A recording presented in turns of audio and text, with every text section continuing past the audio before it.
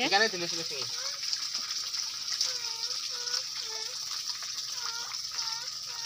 Ikannya dilus-lus. Angkat lagi. Enggak apa-apa sayang. Niki. Kados bapak niki. Lihat bapak niki. Ikannya manut. Cuci tangan, cuci muka. Lihat bapak niki, ikannya manut. Nika dek, ikannya dek. Niki. Eca, ikannya nika.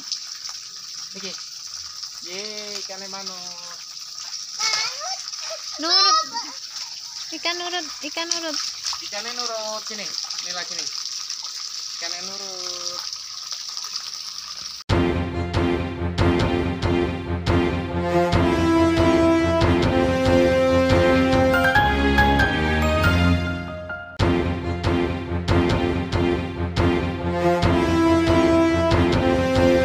Halo, assalamualaikum warahmatullahi wabarakatuh. Selamat pagi, sedulur semua pecinta ikan Kebumen. Salam klipik-klipik, semangat ya.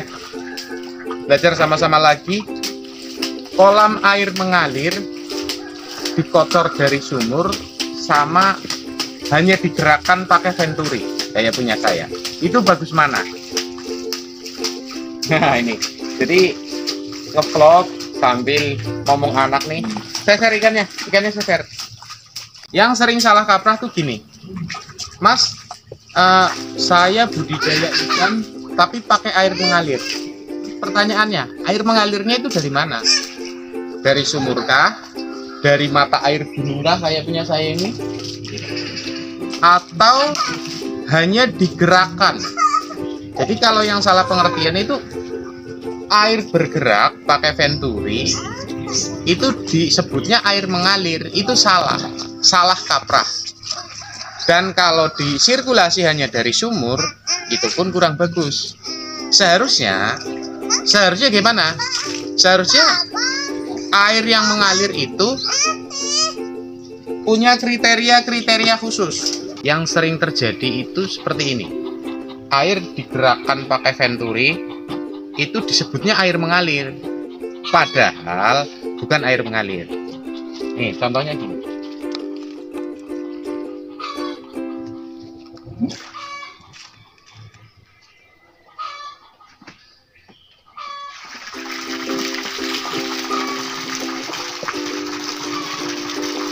Seperti apapun, sekencang apapun pompa ini tidak bisa disebut air mengalir. Ya. Ini tidak bisa disebut air mengalir. Kenapa nggak bisa disebut air mengalir? Karena di sini ada alat. Karena di sini ada alat nih, pompa nih.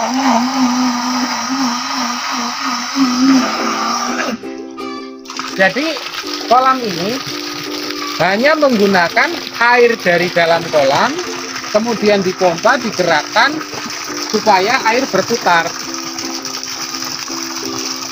Supaya airnya berputar untuk menambah oksigen. Ini nggak bisa disebut air mengalir. Ini hanya air yang bergerak. Ya, oke. Terus keunggulan air yang digerakkan menggunakan venturi dengan air mengalir atau kekurangannya apa? Nah, ini yang akan kita bahas. Air mengalir itu kita harus tahu sumbernya dari mana, airnya seperti apa. Kalau misalnya sumbernya dari sumur, punya saya ini dari sumur. Itu kan kalau dari sumur unsur haranya kan nol. Dia belum punya bakteri pengurai, dia belum punya plankton yang dibutuhkan sama ikan. Otomatis kita harus menambahkan. Tapi kalau dikocor dari sumur langsung kemudian dibuang lewat pembuang itu, jadi model disirkulasi tapi airnya dari sumur, itu malah kurang bagus. Sebab apa? Unsur haranya nggak ada. Dan kita tidak bisa mengatur suhu air ketika untuk mencegah penyakit maksud saya. Jadi kita nggak bisa ngatur suhunya. Jadi yang dari sumur ya langsung masuk ke kolam tanpa disaring. Lalu seharusnya bagaimana? Kalau mau pakai sistem kotor, nah kalau mau pakai sistem kotor, atau air yang mengalir yang sumbernya dari sumur, itu harusnya seperti itu tuh. Nih di kolam ini.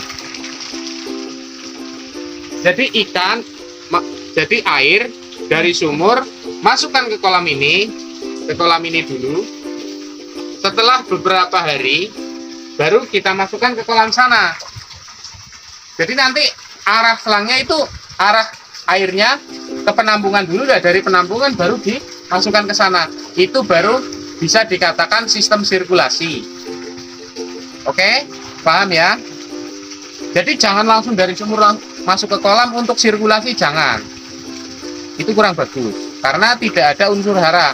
Unsur haranya apa saja ya, kayak unsur garam, bakteri pengurai, plankton-plankton yang dibutuhkan sama ikan, itu unsur haranya termasuk itu. Terus, kalau pakai sistem air mengalir yang asalnya dari mata air, itu seharusnya bagaimana? Yang pertama sama, harus ditampung dulu. Misal ya, air mengalir dari mata air, dari gunung misalnya, kan otomatis melalui saluran-saluran. Nah, terkadang saluran-saluran ini kan ada yang lewat rumah tangga. Kalau misalnya dari gunung langsung nggak apa-apa, nggak masalah. Kayak di daerah Subang sana yang pakai sistem air deras mah nggak masalah. Tapi kalau seandainya dari mata air terus melewati perumahan penduduk, kan terkadang penduduk kan buang air kotor kayak air sabun, terus air dari sisa-sisa BAB dan lain sebagainya, itu malah akan membahayakan ikan. Nah, harusnya seperti apa? Ya ditampung dulu kayak gini. Misalnya air ngalir dari gunung, misal ini ya, misal dari tempat saya, dari atas gunung, kita tampung di kolam ini dulu, baru kita alirkan ke sini. Supaya apa? Supaya air itu bisa mengendap. Terus di sini airnya juga dirawat. Nah, baru masukkan ke kolam selanjutnya. Karena apa? Kalau langsung dari gunung, ya itu suhunya nggak stabil.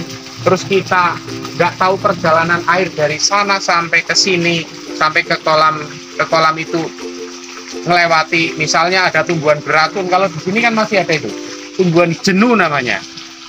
Jenuh itu racun ikan. Itu melewati akarnya akan berbahaya bagi ikan. Itu contoh seperti itu, nggih.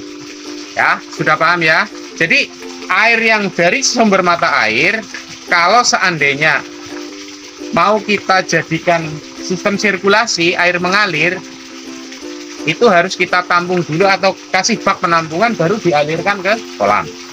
Oke?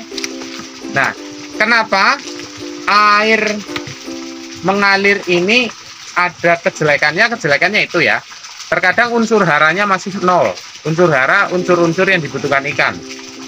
Yang kedua, kita nggak tahu perjalanan air dari sumber sampai ke kolam itu ada apa saja. Kita nggak tahu. Terkadang kita nggak tahu. Ya, itu kejelekannya.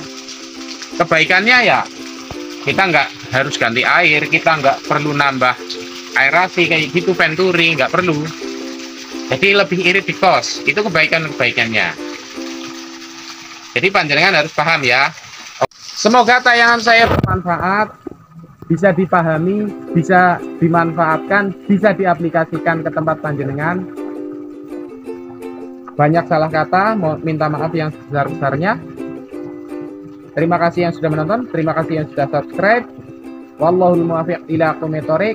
Assalamualaikum warahmatullahi wabarakatuh. Salam klinik-klinik. Terima kasih sudah menonton video ini. Jangan lupa komen, chat,